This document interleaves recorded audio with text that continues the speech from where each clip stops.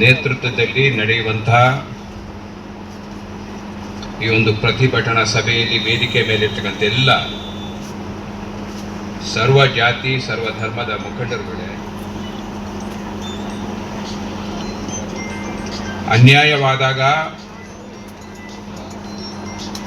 ನಾವು ಸುಮ್ಮನೆ ಕೂತ್ಕೊಳ್ಳುವ ಜನ ಅಲ್ಲ ಅಂತ ತೋರಿಸ್ಲಿಕ್ಕೆ ಅನ್ಯಾಯದ ವಿರುದ್ಧ ಸಹಸ್ರ ಸಹಸ್ರ ಸಂಖ್ಯೆಯಲ್ಲಿ ಸೇರಿರ್ತಕ್ಕಂಥ ನನ್ನ ತಾಯಂದಿರೇ, ಹಿರಿಯರೇ, ಸಹೋದರ ಸಹೋದರಿಯರೇ, ಯುವಕ ಮಿತ್ರರೇ, ಬಂಧು ಭಗಿನಿಯರೇ,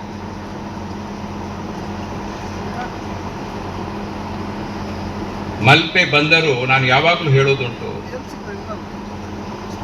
ಸಾವಿರಾರು ಲಕ್ಷಾಂತರ ಜನರಿಗೆ ಇದೊಂದು ಬಂಗಾರದ ಬಟ್ಟಲು ಎಂಬತಕ್ಕಂಥ ಮಾತನ್ನ ಹೇಳ್ತಾ ಇದೆ.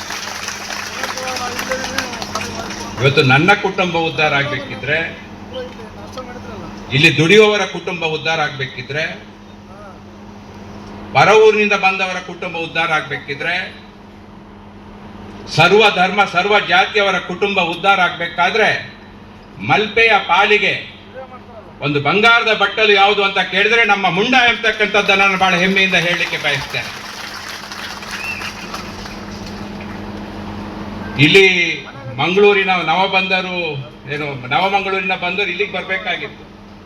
ಇಲ್ಲಿ ಬರ್ತಿದ್ರೆ ಕಿಲೋಮೀಟರ್ ಗಟ್ಟಲೆ ನಮ್ಮ ಭೂಮಿಯನ್ನೆಲ್ಲ ಸ್ವಾಧೀನಪಡಿಸಿ ದೊಡ್ಡ ದೊಡ್ಡ ಶಿಪ್ಗಳು ಬರ್ತಾ ಇದ್ವು. ಆದ್ರೆ ನಾನು ಎರಡು ಹೆಸರನ್ನು ಇಲ್ಲಿ ಉಲ್ಲೇಖ ಮಾಡಬೇಕು. ಮಲ್ಪೆ ಬಂದರಾಗಲಿಕ್ಕೆ ಕಾರಣ ದಿವಂಗತ ಟಿ.ಎ. ಪೈಗಳು ಮತ್ತು ದಿವಂಗತ ಮಲ್ಪೆ ಮಧ್ವರಾಜರು ಅಂತಕ್ಕಂಥದ್ದನ್ನು ನಾನು ಇಲ್ಲಿ ಉಲ್ಲೇಖ ಮಾಡಬೇಕಾಗ್ತದೆ.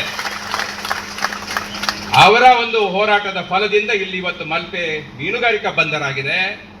ನನ್ನನ್ನು ಸೇರಿ ಲಕ್ಷಾಂತರ ಮಂದಿಗೆ ಜೀವನಕ್ಕೆ ದಾರಿ ಕೊಟ್ಟಂತ ಒಂದು ಪವಿತ್ರವಾದ ಜಾಗ ಇದು ಎಂಬತಕ್ಕಂಥದ್ದನ್ನ, ಅದರಲ್ಲೂ ವಿಶೇಷವಾಗಿ ಮೀನುಗಾರಿಕೆಗೆ ಬಹಳ ದೊಡ್ಡ ಶಕ್ತಿ ಕೊಟ್ಟಂತವ್ರು ಯಾರು ಅಂತ ಕೇಳಿದ್ರೆ ನಮ್ಮ ತಾಯಂದಿರು, ಮೀನುಗಾರ ಮಹಿಳೆಯರು, ಮನೆಯನ್ನ ನಡೆಸುವಂತ